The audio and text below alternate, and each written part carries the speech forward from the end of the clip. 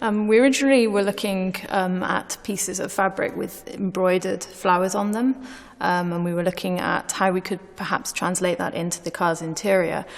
During our research, we were looking into Japanese gardens, initially looking at the blossom trees, but then the whole atmosphere that they create around you. So looking at the serene, tranquil colours, the way the blossom is surrounding you in the garden. So we took that into illustrations. So my colleague Cherica took some inspiration to hand paint some of the flowers. Yes, so based on the brief and the ideas that we went through with our lead designers, we just kind of thought how best can we translate the whole idea of serenity into the car. So initially we wanted it to be something that it's an aristocracy. We wanted it to be like opulent, but we also wanted it to be Rolls-Royce as well, which is all those things.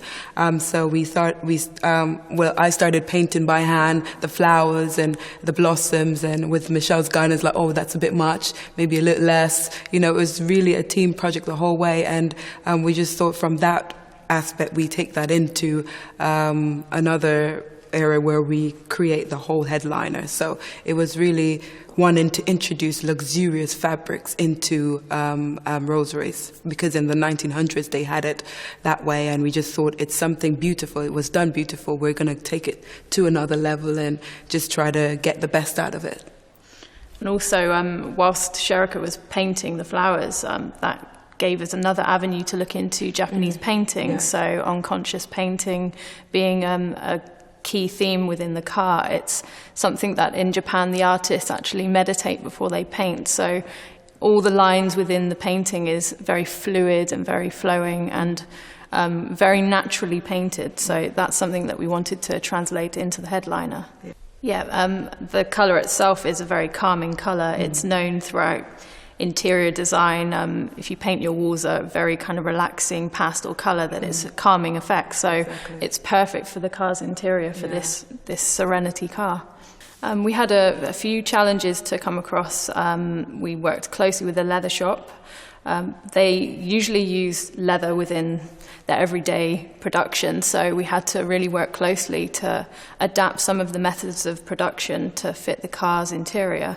For example, the silk had to have different lining on the back of it so that it reacted differently in the interior. Yes. They could stitch into it more finely than if they'd used the plain silk itself. Yeah, so what we, Michelle and I originally did, we designed it and then we were like, okay, the pattern, but which was quite different for fabric than it is leather. So we went to the leather shop, asked them for their pattern, get that into our design schemes, and then input each petal the way we wanted it to look. So it's, as you were saying, it's asymmetric. Everything is not left to chance. We basically had 2 or 3 iterations of where exactly the patterns will go, and which would be painted, which would be embroidered.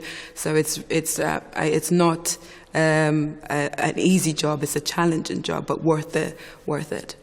Well, some of the features inside the car are the hand painting, and as Michelle was saying, it's unconscious hand painting, but we wanted it unconscious but not too unconscious.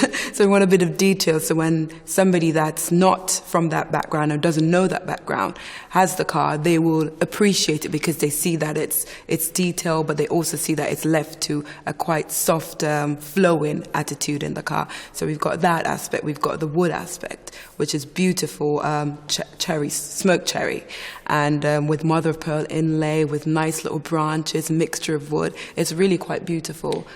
Yeah, everything about this car is craftsmanship. So we've sourced the finest materials.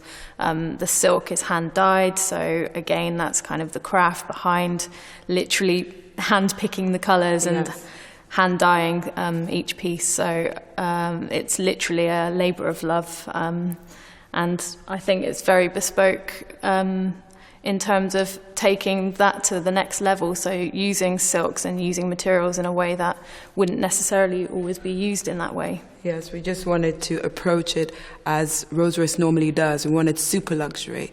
And yes, it's not all car companies would do that. It's just us that will focus on the point that we're trying to get across, that, you know, dream a dream and be able to come true. So, I mean, the headliner being like an expanse of beauty, of craftsmanship, of detail, of hand-picking each blossom, which one's going to be painted, which one's, how they're embroidered as well. So we wanted it to be quite rich in detail. So from dark to light, it was really just amazing, because we do that in colleges and you're thinking, oh my gosh, I'm actually able to do that now. It's really quite beautiful for us and a great project to work on. In particular, mentioning on the embroidery, the fact that it's hand embroidered and each thread, I mean, it's beautiful to look at. It's just so detailed, and the way that the light catches on the silk is just mind-blowing how it can be done. And it's the finest silk, so you can imagine, like a hair. It's really fine and it's a long filament, and that's how they, you know, produce it. That's the best that they use.